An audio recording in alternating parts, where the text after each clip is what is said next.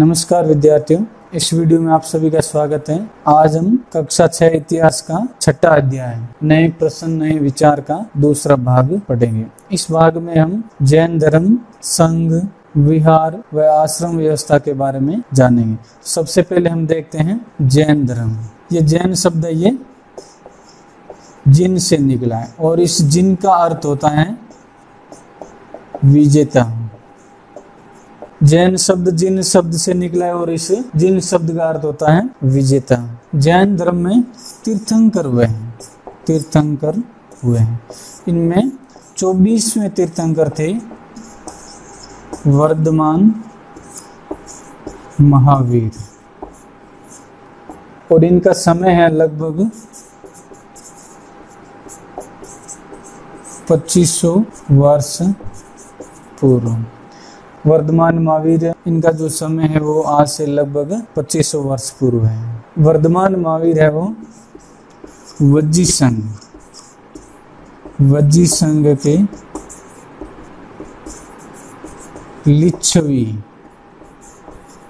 लिच्छवी कुल के क्षत्रिय राजकुमार थे। वज्जी संघ जिसके बारे में हमने पिछले अध्याय में पढ़ा था, उस संघ के लिच्छवी कुल, इनका कुल का नाम था लिच्छवी कुल और लिच्छवी कुल के क्षत्रिय राजकुमार थे। इन्होंने 30 वर्ष की आयु में 30 वर्ष की आयु में घर छोड़ दिया और जंगलों में रहने लगे। 30 वर्ष की अवस्था में ये घर बार छोड़ देते हैं और जंगलों में रहने लग जाते हैं और उसके बाद 12 वर्षों की तपस्या के बाद ज्ञान की प्राप्ति होती है। इन 12 वर्षों में इन्होंने कठिन व एकांकी जीवन व्यतीत किया। यानी 12 वर्ष तक इन्होंने कठोर तपस्या की जिसमें कठिन व एकांकी जीवन व्यतीत किया और उसके बाद इनको ज्ञान की प्राप्ति होती है। वर्धमान महावीर की शिक्षा में सरल जीवन यानी और सत्य को जानने के लिए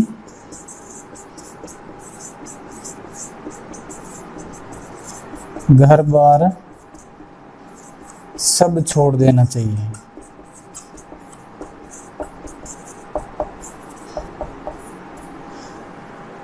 इसके अलावा अहिंसा के नियमों का कड़ाई से पालन करना चाहिए। इसके बाद है सभी जीवों का संरक्षण और भीख मांग कर सादा जीवन बिताना। महावीर का कथन था, सभी जीव जीना चाहते हैं, सभी के लिए जीवन प्रिय है। इसके बाद ईमानदार होना, चोरी नहीं करना,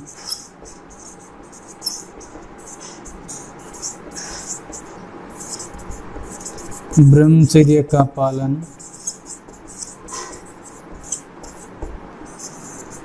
पुरुषों को वस्त्रों सहित सब सुख सुविधाओं का त्याग करना,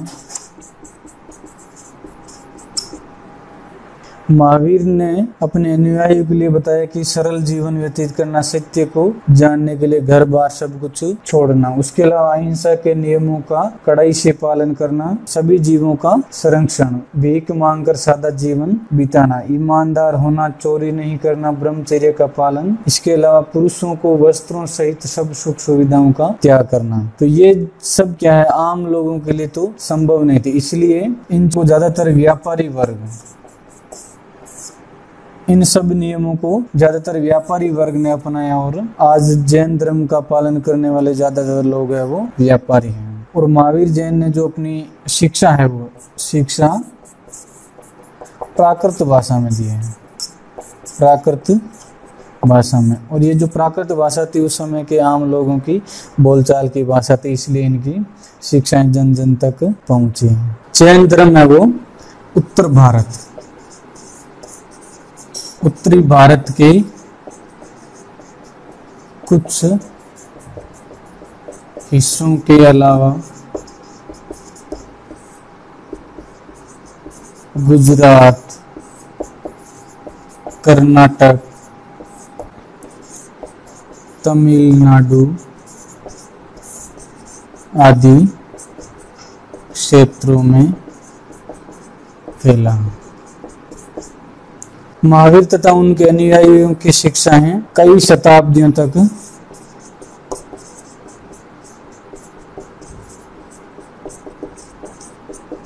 मौखिक रूप में रही, यानी भगवान महावीर की जितनी भी शिक्षाएं थी और उनके अनुयायियों की शिक्षाएं वो है कई शताब्दियों तक सिर्फ मौखिक रूप में रही। वर्तमान रूप में उपलब्ध जैन धर्म की शिक्षाएं लगभग 1500 वर्ष पूर्व गुजरात के वल्लभी नामक स्थान पर लिखी गई। जैन धर्म की सामान्य जानकारी के बाद अब देखते हैं संघ। जैसा कि हमने जाना, महावीर व बुद्ध दोनों का ही यह मानना था कि घर का त्याग करने पर ही सच्चे ज्ञान की प्राप्ति होती है। ऐसे लोगों के लिए उन्होंने संघ नाम दिया, ऐसे लोगों के लिए उन्होंने संघ नामक संगठन बनाया, जहां पर घर का त्याग करने वाले लोग एक साथ रह सके। विनय पिटक नामक ग्रंथ में, विनय पिटक नामक ग्रंथ में संघ में रहने वाले, संघ में रहने वाले बौद्ध भिक्षुओं के लिए बनाए गए नियमों का उल्लेख है। और पहला नियम था स्त्री व पुरुष दोनों के लिए रहने की अलग अलग व्यवस्था। यानी बौद्ध धर्म में जो भिक्षु बनते उनमें स्त्री और पुरुष है वो दोनों ही बन सकते थे, लेकिन उनके लिए रहने की व्यवस्था है वो अलग अलग होती। और दूसरा नियम था संघ में सम्मिलित होने से पहले कुछ लोगों को अनुमति लेना आवश्यक। संघ में सभी व्यक्ति सम्मिलित हो सकते थे, लेकिन कुछ लोगों को संघ में सम्मिलित होने से पहले अनुमति लेना आवश्यक था। जैसे बच्चों को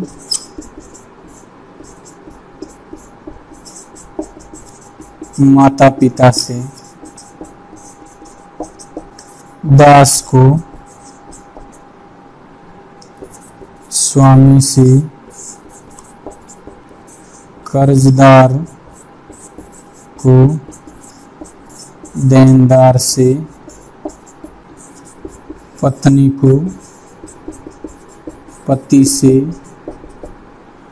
और राजा के यहाँ काम करने वाले राज्यकर्मी को राजा से।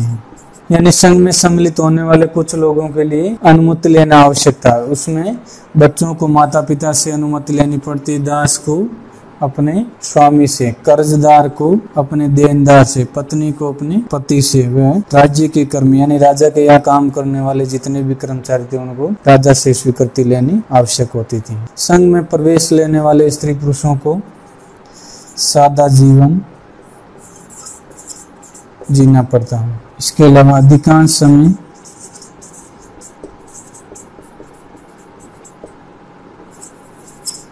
ध्यान में लगाना पड़ता है। गांव व शहरों में जाकर भिक्षा मांगना, गांव व शहरों में जाकर भिक्षा मांगना। इसी कारण इन्हें भिक्षु या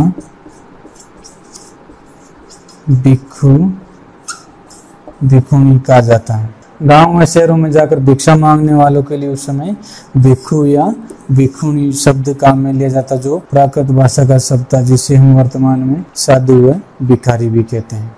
संघ में रहने वाले लोग आम लोगों को शिक्षा देते हैं और साथ ही एक दूसरे की सहायता भी करते हैं। किसी तरह की आपसी लड़ाई का निपटारा करने के लिए प्राय बैठकें भी किया करते थे।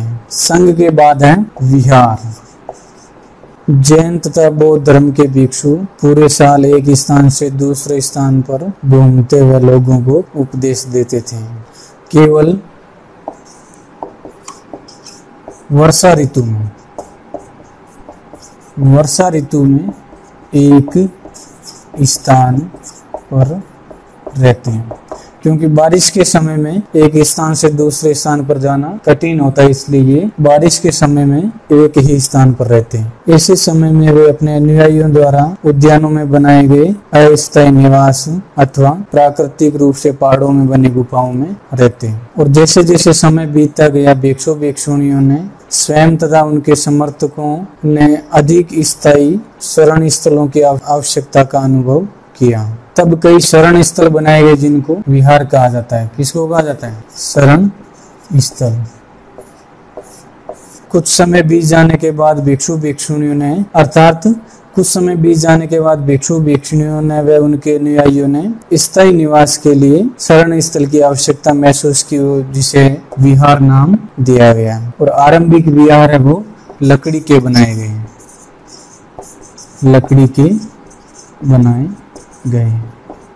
यानी शुरुआत में जितने भी विहार थे वो लकड़ी के बनाए गए। पश्चिमी भारत में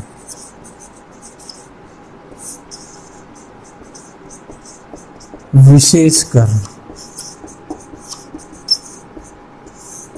कुछ विहार पहाड़ियों को खोदकर बनाए गए हैं। और इसका सबसे बड़ा उदाहरण है कार्ले, महाराष्ट्र में बनाए गए विहार।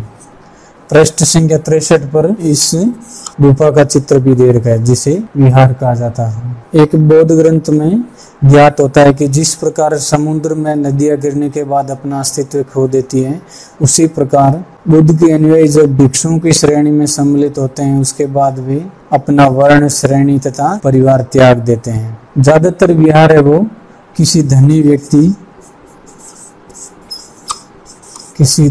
व्यक्ति, राजा अथवा भूस्वामी द्वारा दान की गई भूमि पर बनाए जाते हैं। यानी विहार है वो शुरुआत में तो लकड़ी पे बनाए जाते हैं, उसके बाद पश्चिमी भारत में कुछ स्थानों पर पहाड़ियों को खोदकर भी विहार बनाने के अवशेष मिले, जिनमें कार्ले महाराष्ट्र में जो विहार है वो सबसे महत्वपूर्ण है। और इसका सबसे अच्छा उदाहरण कार्ले नामक स्थान महाराष्ट्र में बनाए गए विहार है। और जो विहार बनाने के लिए जो भूमि दी जाती है वो किसी धनी व्यक्ति, राजा या भूस्वामी द्वारा दान में दी गई भूमि होती है, जिस पर विहारों का निर्माण किया जाता है। जहाँ पर भी ये विहार बनाए जाते हैं वहाँ स्थानीय लोग भिक्षु भिक्षुणियों के लिए दवाइयाँ, भोजन आदि की व्यवस्था करते हैं और उसके बदले में ये भिक्षु भिक्षुणी आदि उन लोगों को शिक्षा देते हैं। आगे आने वाली शताब्दियों में बौद्ध धर्म भारतीय उपमहाद्वीप के क्षेत्र के अलावा बाहर भी फैल गया था, जिसे हम अध्याय 9 में पढ़ेंगे। विहार के बाद हम देखते हैं आश्रम व्यवस्था। आश्रम व्यवस्था जैन और बौद्ध धर्म जिस समय लोकप्रिय हो रहे थे, लगभग उसी समय ब्राह्मणों ने आश्रम व्यवस्था का विकास किया।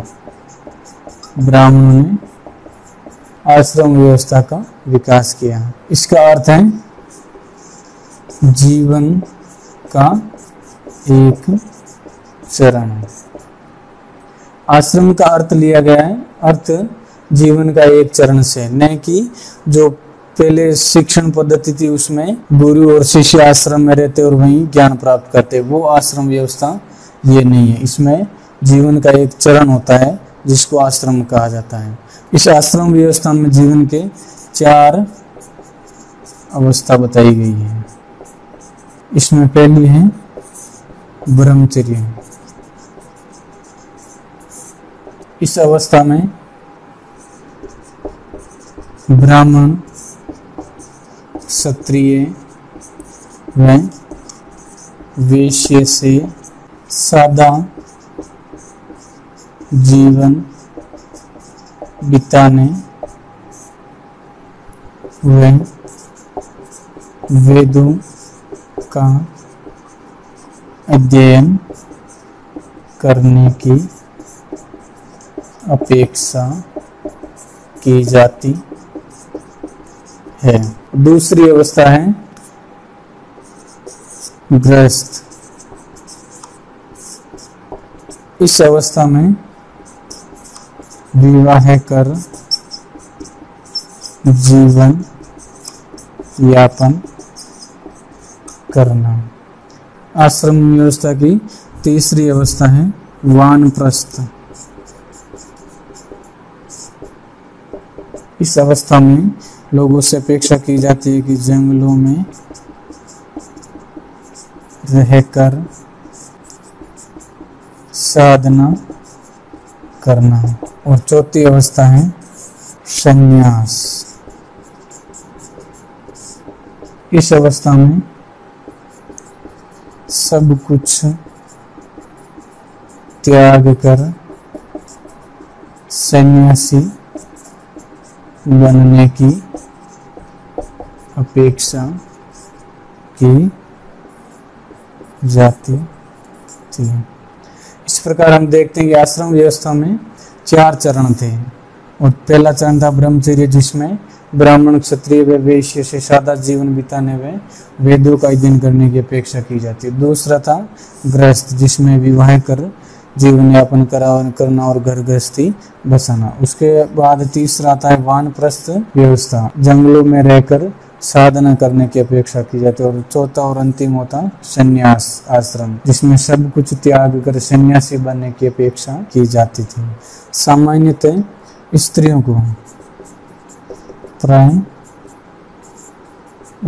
को वेदों का अध्ययन करने की अनुमति नहीं थी। उन्हें अपने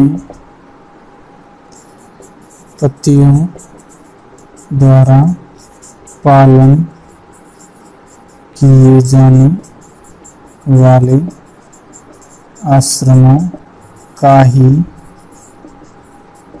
अनुसरण करना होता। प्राय स्त्रियों को वेदों का अध्ययन करने की अनुमति नहीं थी। उन्हें अपने पतियों द्वारा पालन किए जाने वाले आश्रमों का ही अनुसरण करना होता था। इस वीडियो को पूरा देखने के लिए आपका बहुत बहुत धन्यवाद।